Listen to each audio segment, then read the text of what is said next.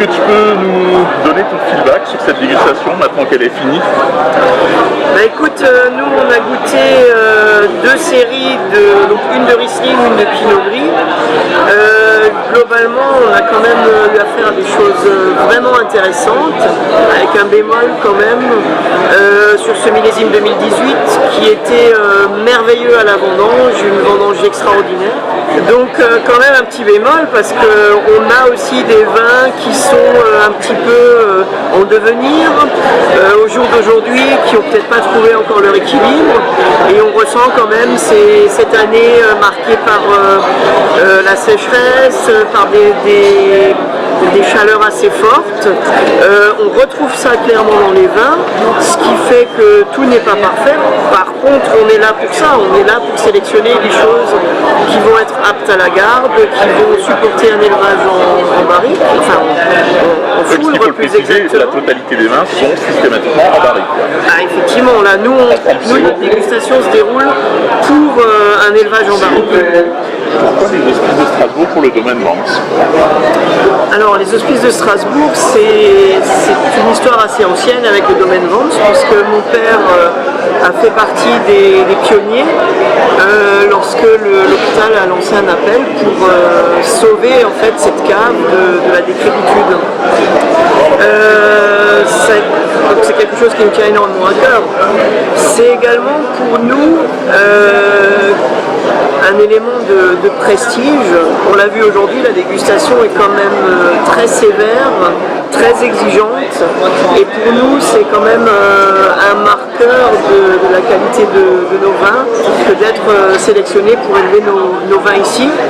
C'est également une ouverture sur le monde, puisque la cave historique des Hospices de Strasbourg est devenue, en l'espace de 20 ans maintenant, un endroit absolument fabuleux de tourisme à Strasbourg, au cœur de Strasbourg même.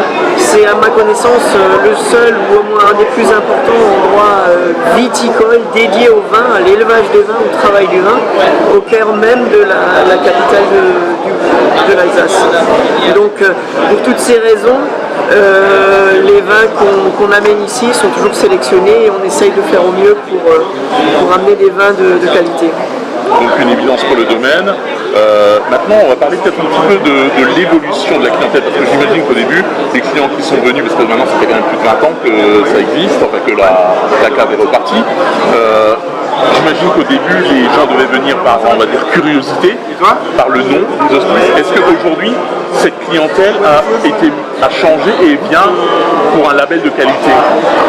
Alors c'est vrai que les débuts des hospices ont été un peu difficiles, puisqu'il a fallu réhabiliter cette cave d'abord et ensuite réhabiliter son image, son prestige. 500 ans d'histoire ne suffisent pas à faire d'un endroit quelque chose de prestigieux.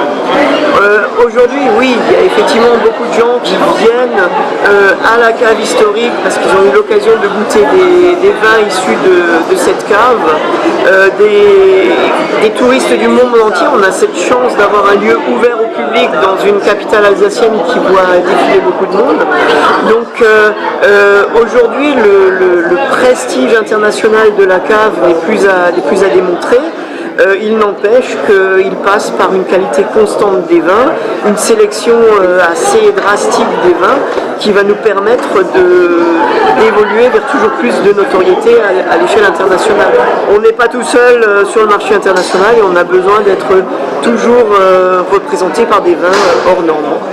Donc finalement, la dégustation des hospices de Strasbourg, c'est un peu comme le sigil de la confrérie de Saint-Étienne, c'est devenu finalement un marqueur de qualité pour finalement s'exporter encore plus. C'est devenu un marqueur de qualité, d'autant plus que le fonctionnement de la dégustation évolue continuellement pour avoir des résultats de plus en plus probants. Il faut rappeler que la dégustation se fait à la fois avec des professionnels mais aussi des amateurs de vin, amateurs éclairés qui bien souvent ont une grande connaissance du vin mais qui ne connaissent pas forcément le vin dans son devenir, à l'état actuel d'élevage des vins, sur lit, trouble, gazeux, donc pas toujours des choses très agréables à goûter dans l'immédiat.